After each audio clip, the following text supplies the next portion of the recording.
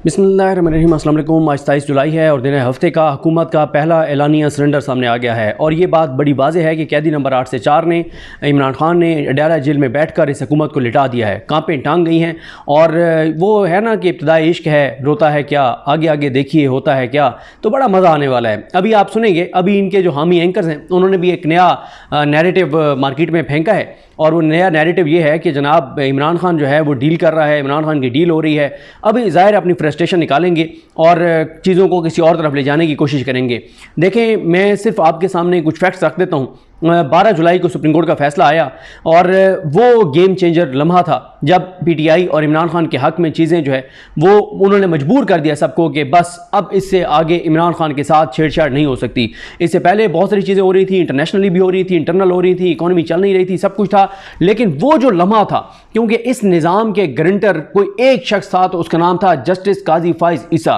पिछले मतलब जब से वो आए हैं हर चीज़ को उन्होंने मैनेज किया है, हर चीज़ को उन्होंने कंट्रोल किया है, अदालतों को उन्होंने कंट्रोल किया है। नीचे हाई कोर्ट ने अगर कोई ऐसा फैसला दिया तो काजी साहब ने अपने किसी यार के पास केस लगा के और उसमें हाई कोर्ट के हाथ पांव बांध दिए। मसलन जब एक के बाद दूसरी, दूसरी के बाद तीसरी, तीसरी के बाद चौथी, पांचवीं, सातवीं, आठवीं गिरफ्तारियां हो रही थी तो एक हाई कोर्ट ने फैसला दिया कि ये नहीं हो सकता, ये गलत हो रहा है। तो काजी फाइज साहब ने अपने यार सरदार तारिक मसूद के पास केस लगाया और उस सरदार तारिक मसूद ने क्या किया, उसने एक ऐसा फैसला दिया कि हाई कोर्ट के हाथ पांव बांध दिया कि तुम्हें क्या तकलीफ है, करने दो हुकूमत को गिरफ्तार, करने दो इदारों को गिरफ्तार, तुम कौन होते हो रोकने वाले। फिर मिलिट्री कोर्ट वाला आप देख लें, फैसला आया, काजी साहब ने अपने यार सरदार तारिक मसूद की सरबराही में बेंच बनाया और जजमेंट इजाजुल एहसन साहब वगैरह की सस्पेंड करवा दी। फिर उसके बाद आप देख लें 8 फरवरी की तारीख काजी साहब ने दी, बल्ले के निशान काजी साहब ने छीना, लेवल प्लेइंग फील्ड काजी साहब ने नहीं दी। जब आरओज को सस्पेंड किया लाहौर कोर्ट ने, उनको बहाल काजी साहब ने किया। पीटीआई ने जबरी गुमशुदगियों के ऊपर आई, वो काजी साहब ने नहीं सुना। काजी साहब ने हर चीज़ को मैनेज किया। फिर रिकाउंट वाला मामला हो, ट्रिब्यूनल्स वाला मामला हो, हर चीज़ में काजी साहब ने 8 फरवरी के मामला को, फिर जो एक ब्रिगेडियर साहब आए थे, रिटायर्ड ब्रिगेडियर साहब आए थे पिटीशन लेकर, ये जो चट्टा साहब हैं कमिश्नर रावलपिंडी, उनके मामले पर वो काजी साहब ने सुना। हर चीज, यानी फिर नवाज शरीफ को की तायत नाइली खत्म करनी हो, जहांगीर तरीन साहब की तायत नाइली खत्म करनी हो, इमरान खान के केसेस ना लगाना हो, पीटीआई के केसेस ना लगाना हो। फिर 8 फरवरी से पहले सलमान अकरम राजा साहब जो पिटीशन लेकर आए थे कि हम जो है हमसे बल्ला छीन लिया गया है लेकिन हम पीटीआई के उम्मीदवार हैं, वो केस ना लगाना हो। हर चीज 8 फरवरी से रिलेटेड उसको कंट्रोल और मैनेज किया हुआ था काजी फाइज ईसा साहब ने। जिस लम्हे काजी फाइज ईसा साहब को शिकस्त हुई, और शिकस्त भी ऐसी बदतरीन कि जो इरिपेरेबल है, यानी उसको आप खत्म कर सकते, उसको आप वापस नहीं ला सकते। 8 जजेस, 8, 9, 11 जजेस का फैसला काजी साहब के मौकफ के खिलाफ है। यानी वो 2 तो खैर काजी साहब से आगे निकल गए, लेकिन बहरहाल वो काजी साहब के मौकफ पे नहीं आए। काजी साहब ने इत्तफाक किया सिर्फ जमाल खान मंदोखेल साहब से। 13 में से 2 वोट काजी साहब के थे, 11 दूसरी साइड पे चले गए, जिनमें से 8 अक्सरियती और एक याहिया अफरीदी साहब, वो तो मतलब बड़ा जबरदस्त उनका फैसला था। बाकी 2 जो है वो काजी साहब से भी 2 कदम आगे निकल गए नून लीग की हमायत में। लेकिन असल बात यह है कि काजी साहब ओपन कोर्ट में अक्सरियत खो बैठे। फिर दूसरा धचका लगा जब काजी साहब ट्रिब्यूनल एडहॉक जजेस वाले मामले में जो है वो अक्सरियत एक तरह से वो खो तो नहीं बैठे थे, लेकिन उसमें यह हुआ था एडहॉक वाले में कि 2 एडहॉक जज ही भाग गए। अभी भी देखना है, सरदार तारिक मसूद साहब तो आएंगे, हर सूरत में आएंगे, और मजहर अली खिल साहब के बारे में भी यही सोशल मीडिया पे बातें चल रही है कि मियां नवाज शरीफ ने इनडायरेक्टली उनको कोई पैगाम भेजा है या मरीम नवाज साहब ने भेजा है कि नहीं आप लाजमी आए, और आ रहे हैं मजहर अली खिल साहब। लेकिन मैं देखना होगा कैसे वो आके बैठते हैं। लोगों का बिल्कुल एतमाद नहीं है इनके ऊपर, सरदार तारिक मसूद के ऊपर, मजहर अली खिल साहब के ऊपर।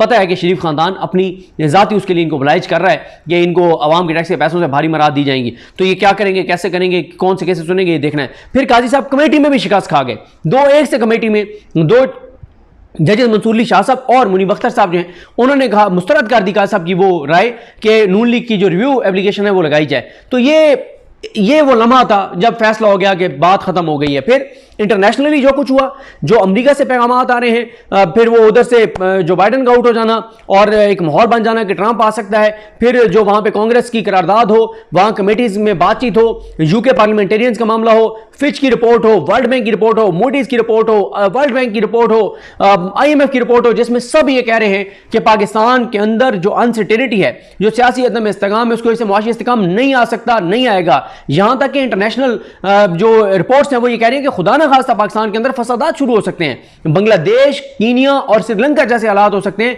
ये इंटरनेशनल रिपोर्ट्स लिख रही हैं। और फिर लास्ट वीडियो जो मैंने आपको की, सऊदी अरब ने डेफर पेमेंट पे तेल देने से इनकार कर दिया। तो इससे बड़ी इस हुकूमत की नाकामी क्या है? फिर इनकी क्रेडिबिलिटी का मसला है। मैंने आपके सामने 50 से ज्यादा चीजें रखी थी जो इस वक्त इस्टेब्लिशमेंट के लिए चैलेंज था।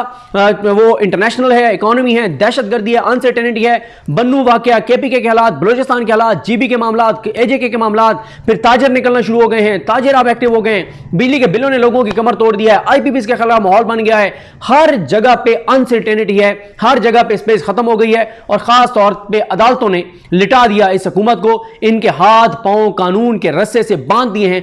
अब ये इंसानी हकूक की पामालियों में वो चीजें नहीं कर सकते जो ये पहले कर रहे थे। मैं आपसे एक बात पूछता हूं, ये जो बड़ी बड़ी गीदड़ भपकी हैं इनकी, मुझे पिछले 12 जुलाई से लेके आज तक बता दें कोई एक अदालत की ऑर्डर जिसको इन्होंने मानने से इनकार किया हो। अभी मखसूस नशिस्तों वाला भी इन्होंने इनकार नहीं किया, वो इलेक्शन कमीशन एक वारदात डाली, उस पर नेक्स्ट वीडियो करूंगा आपको, बड़ी इंटरेस्टिंग उसमें इंफॉर्मेशन है।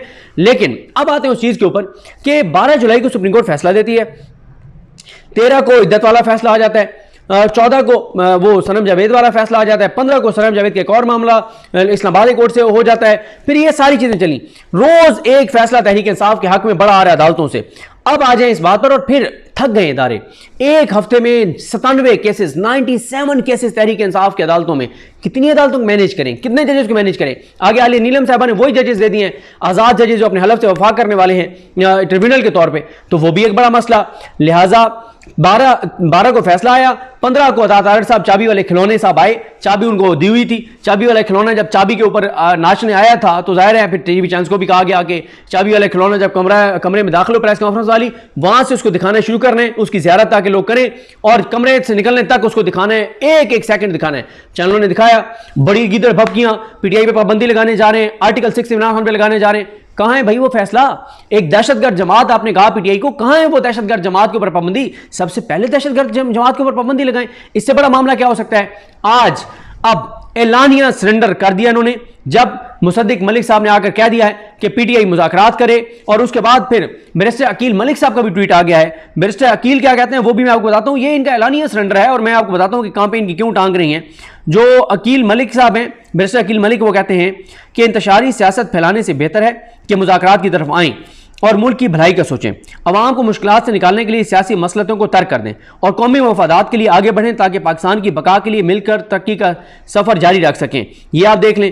अब मुसद्दिक मलिक साहब देख लें, वो उन्होंने भी कहा है कि आए बात करें, मुज़ाकरात करें, लेकिन बैरिस्टर गौहर साहब ने यकसर मुस्तरद कर दिया इस ऑफर को। जो चेयरमैन हैं पीटीआई के, उन्होंने कहा है बैरिस्टर गौहर साहब ने कि इनका अंदाज़े गुफ्तगू देख लें, वो कह रहे हैं इनका अमल देख लें। एक तरफ ये गिरफ्तारियां करते हैं, एक तरफ ये धमकियां देते हैं, एक तरफ पाबंदी की बातें करते हैं और दूसरी तरफ कहते हैं कि जो है वो बात करें, और वो कहते हैं इस तरह से नहीं हो सकता।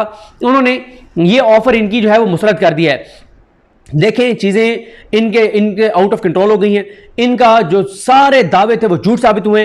अवाम से इन्होंने झूठ बोला, इदारों से इन्होंने झूठ बोला, दावे इन्होंने झूठे किए, सऊदी अरब से इतनी इन्वेस्टमेंट ले आएंगे, फलाना, वो मियाँ साहब के बड़े करीबी जैसे को बड़े अजीज हैं मोहम्मद बिन सलमान, और वो पता नहीं कितने अरब डॉलर दे देंगे, वहां से कोई चीज़ नहीं आई। डेफर पेमेंट पर उन्होंने ऑयल देने से इनकार कर दिया है, बिजली के बिल लोगों की कमर तोड़ दी है, इकॉनमी चल नहीं रही, कहीं से कोई पाकिस्तान में सुख का सांस नहीं है, खैर की खबर नहीं है।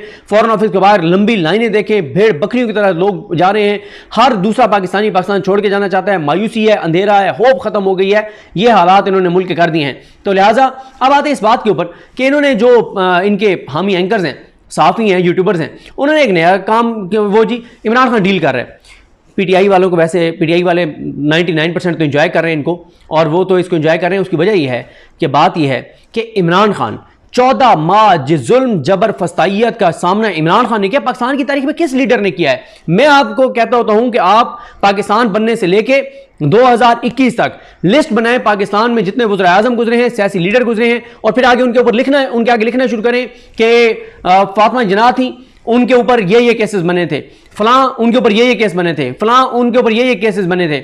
उन सारों की जब आप लिस्ट बनाएंगे ना कि पाकिस्तान की इमरान खान 2022 तक इमरान खान रहे, 1947 से लेकर 2022 तक आप बनाएं कि इन 20-25 पॉलिटिकल लीडर्स के ऊपर ये केसेस बने, उनकी तादाद बनेगी टोटल को 50-60 कि इस इल्ज़ाम के तहत किसी पे दहशतगर्दी पे, गद्दारी का, कत्ल गारतगरी का, चोरी का, मतलब इस तरह की करप्शन का, ये सारे सब बना लें।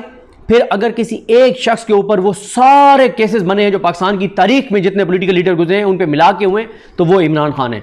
अब बात यह है कि ये बात कर रहे हैं जी इमरान खान डील कर रहे हैं, यानी इमरान खान जब वो जंग जीत चुका है, जब अवाम 8 फरवरी को अवाम उसके साथ फैसला सुना चुकी है, जब ओवरसीज पाकिस्तानी उसके साथ खड़े हैं, जब इंटरनेशनल मीडिया रिपोर्ट कर रहा है, जब दुनिया भर से ये आवाज़ें आ रही हैं, जब कांपें टांग गई हैं, जब अदालतें खड़ी हो गई हैं, जब जज हलफ के साथ खड़े हो गए हैं, अवाम की हमायत बढ़ रही है, किसानों की हमायत बढ़ रही है, ताजिरों की हमायत बढ़ रही है इमरान खान के साथ, तनख्वाहदार तबके की हमायत बढ़ रही है, आम लोगों की हमायत बढ़ रही है, तो मुझे बताएं कि वो इमरान खान क्यों डील करेगा। लेकिन यहां पे बड़ा एक इंपॉर्टेंट नुकता है, वो ये है, ये फैसला इमरान खान ने करना है कि उन्होंने, अगर किसी ने उनसे जाके बात की है तो किन चीज़ों के ऊपर इमरान खान उनसे बात कर रहे हैं। जाहिर है इमरान खान जिसने इतनी कुर्बानियां दी हैं, मैंने अपनी अदालती रिपोर्टिंग में जो इतने अरसे से मैं कर रहा हूं, हर कोर्ट में जाते हैं, मुझे 8 साल हो गए रिपोर्टिंग करते हुए, मैंने आज तक नहीं देखा कि किसी खातून के बारे में वो चीज़ें उसकी डिस्कस की गई हों अदालतों में जो इमरान खान की अहलियत से मुताल्लिक की गई हैं। उसके बावजूद मतलब उसने, इमरान खान ने यह बर्दाश्त किया, जिस तरह से अगवा किया गया, जिस तरह से गिरफ्तारियां हुई, जिस तरह से जुल्म हुआ, उसकी पार्टी को तोड़ा गया, उसके लोगों को उठाया गया, सब कुछ होने के बाद इमरान खान अगर कोई बात कर रहा होगा तो उसे बेहतर पता है कि वो क्या बात कर रहा होगा और किस तरह बात कर रहा होगा, ठीक है। और फिर वो क्यों अब डील करेगा जब वो हर चीज जीत चुका है, जब इस वक्त पाकिस्तान का सबसे ताकतवर शख्स जो है वो इमरान खान है। और किस वजह से? अवाम उसके साथ है, 2/3 अक्सरियत उसको मिली है। और आगे तो जो इलेक्शन होने जा रहा है उसमें तो आप देखेंगे कि इमरान खान ने सिर्फ अनाउंस करना है कि मेरे ये उम्मीदवार हैं, उसके बाद वो उम्मीदवार जाके घर में सो जाएं, बाहर चले जाएं, जाके घूमें फिरें, अयाशी करें, जो मर्जी करें। इमरान खान ने जिसका कह देना है कि ये मेरा उम्मीदवार है, अगला इलेक्शन उसी का है, उसको 1 रुपया भी खर्च करने की जरूरत नहीं है। और ये बड़ी चेंजिंग होगी। ये जो आपने 8 फरवरी को जो लोग जीते हैं ना पीटीआई के नाम पे, इनमें से बहुत बड़ी तादाद जो नहीं होगी, क्योंकि वो घरों में बैठे हुए हैं और उस तरह से चीजें नहीं है। तो बहरहाल ये अब इन एंकर्स को एक टास्क मिला है कि ये बताएं, ये माहौल बनाएं। इससे कोई मायूसी नहीं हो रही पीटीआई में। पीटीआई वालों को पता है, उनका ईमान है इमरान खान पर, यकीन है इमरान खान पर कि इमरान खान डील, और फिर करेगा क्यों, ये बात तो बताएं। कोई एक चीज बताएं जिसमें सुख का सांस हो इदारों के लिए और हुकूमत के लिए, और इमरान खान के लिए कोई परेशानी हो। उसके लिए कोई परेशानी नहीं है। लाहौर हाई कोर्ट का फैसला तारीखी फैसला आया है। इस्लामाबाद हाई कोर्ट से एक बड़ा फैसला उसके हक में आने जा रहा है। जो उसकी गिरफ्तारी है तोशाखाना में, वो गैर कानूनी है। पत्ते उसने जबरदस्त खेल दिए हैं, कार्ड उसने जबरदस्त खेल दिए हैं। इमरान खान, मैं अपनी बात पे कायम हूं कि इमरान खान आ रहा है, चंद हफ्तों की बात है। इमरान खान को मजीद अब जेल में नहीं रखा जा सकता। किसी वक्त भी अदालतों से कोई बड़ी खबर आ जाएगी, और इस सारे के वजह काजी फाइज ईसा साहब की शिकस्त है, उनका कमज़ोर होने, और वो गारंटर थे इस्लाम के, और इंटरनेशनली जो डेवलपमेंट्स हुई हैं, लिहाजा ये चीज़ें इस हुकूमत की काम पे नांग रही हैं। और चीज़ें जो है ये कंफर्म है कि मामला जो है वो इलेक्शन की तरफ ही जाएंगे। इस पर अलग से बात करेंगे कि ये जो बातें हो रही हैं कि इन हाउस चेंज होगा, पीटीआई को सीटें वापस की जाएंगी, या फ्रेश इलेक्शन की तरफ जाएंगे मामलात, इस पर बात करेंगे।